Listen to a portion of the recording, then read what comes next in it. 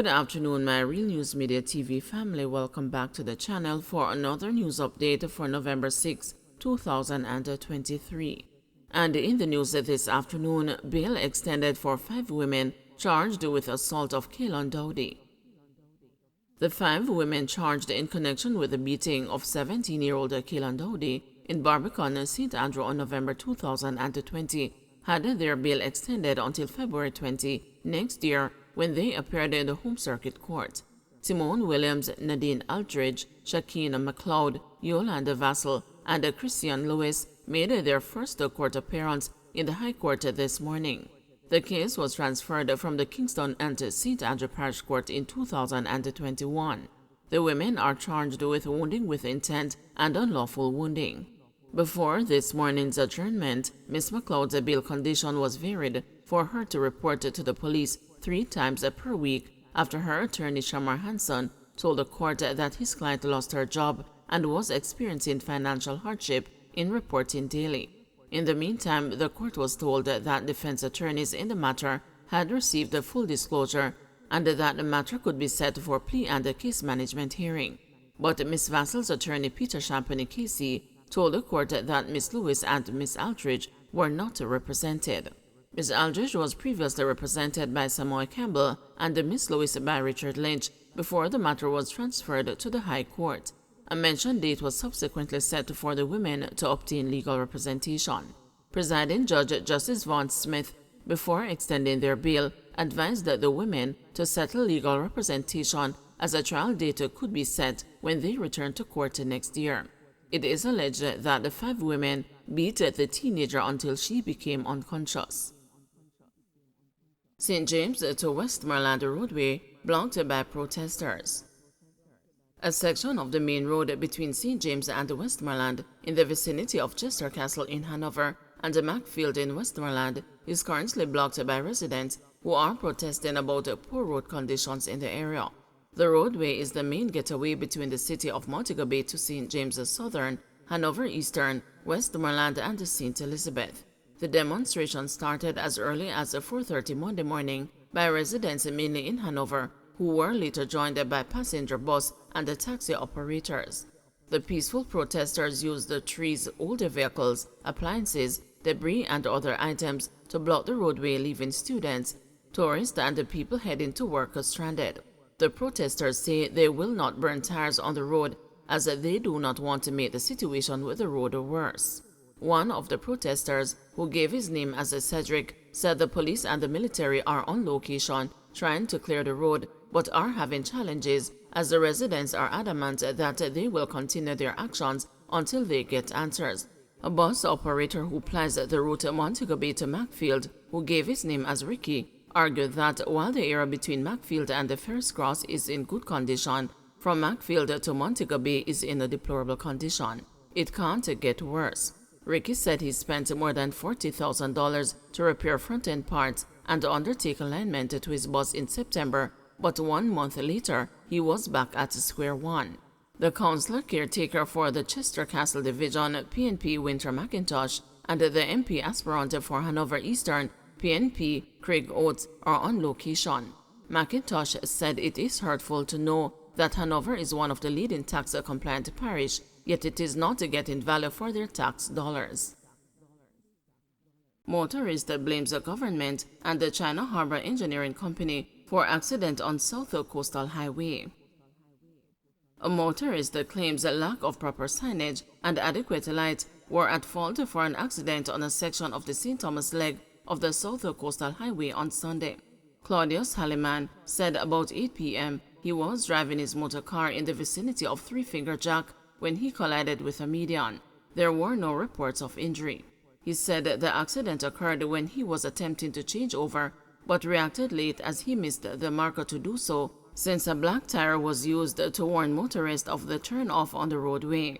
I think I was St. Thomas and I come here through the road condition. Yeah? We reach right there, so in the dark, the turn off on the road, and we just buck the island. Lick up in front of my vehicle and just turn across the roadway, down in the bush as you see it right there. So. You can't use a black rubber tire to make sign on the road. That is unfair. In the darkness, we can see a black rubber tire. We are company straight all the way good. and the black rubber tire.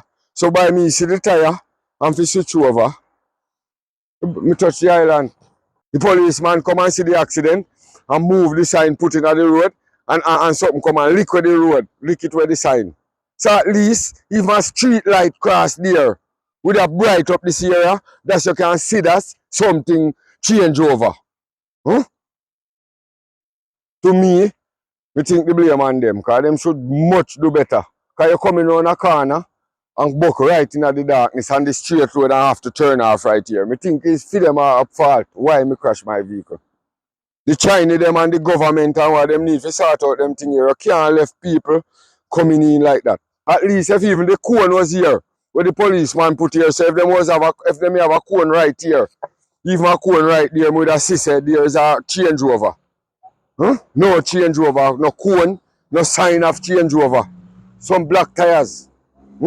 Yeah, if you even have a light on the post or so you can see the road, it should have better. Then put some black tires and where the policeman bring this cone here. So NWA need to come authority need to come and fix this.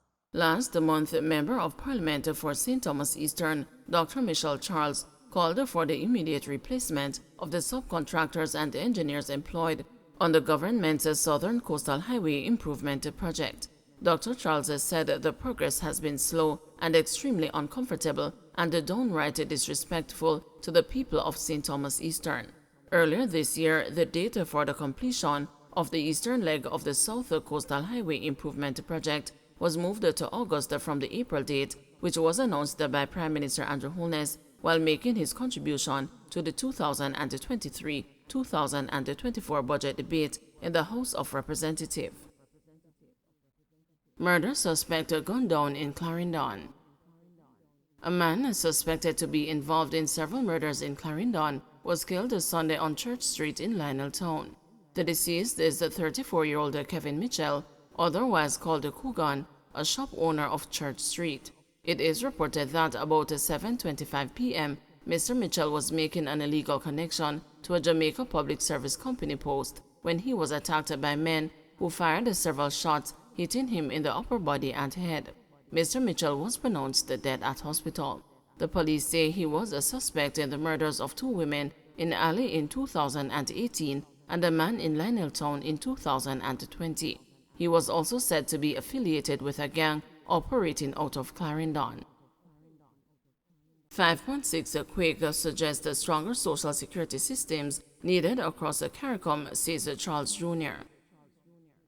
Minister of Labor and Social Security Pernell Charles Jr. says the 5.6 magnitude earthquake that shook sections of Jamaica on October 30 has emphasized the need for stronger social security systems throughout the Caribbean community. The quake affected some 9 parishes, causing minor structural damage. Charles said the earthquake served as a stark reminder of the vulnerabilities and unforeseen challenges the region faces. The earthquake, much like the pandemic before it, has laid bare the essential need for robust social security systems that stand as bastions of stability when the ground shakes and the unexpected strikes, the minister noted. He was addressing the 31st meeting of heads of CARICOM social security organizations held recently at the Hilton Resort in Montego Bay, St. James. Charles said a crisis such as the earthquake and the pandemic test the resilience of small developing states and encourage the delegates to renew their commitment to ensuring that networks of safety in the region are fortified. It is in these moments that the true strength of our social security systems is measured, not just in the support they offer, but in the hope they promise. As we stand shoulder to shoulder, let us renew our commitment to fortify our networks of safety and the support to prepare for the shocks and the unforeseen, just as we have learned from the lessons of the pandemic, he underscored. The minister credited Jamaica's recovery from the challenges stemming from the COVID-19 pandemic to the country's strong social protection framework. The importance of a strong social protection policy agenda to the achievement and the maintenance of social stability cannot be overstated, he said. Notwithstanding the gains in strengthening our systems regionally over the past 3 to 4 decades, we recognize that there remain significant gaps and that as a region, we have much further to go towards the attainment of a robust and a comprehensive system of social security programs and initiatives, Charles added. The meeting was held under the theme Building Sustainable and Resilient Social Security Systems. JUTC receives 6 additional CNG buses for public transport. As the government continues to make good on its promise to create a more sustainable transport sector, the Jamaica Urban Transit Company continues to receive additional buses to alleviate the strain on public transportation. The buses received utilize compressed natural gas, which makes travel safer since they reduce harmful vehicle exhaust gas emissions like carbon dioxide, carbon monoxide, and other suspended particles. These buses are larger and so are able to seat 50 people and can accommodate up to 20 standing passengers. Managing Director of the JUTC, Paul Abrahams, expressed the relief with the arrival of the new units, as their addition to the existing fleet will help to bolster service to commuters who rely on public transport. He also expressed the solidarity with the vision of being a responsible corporate citizen by adhering to practices that positively impact the environment, society, and governance. There are 14 additional buses scheduled for arrival in December.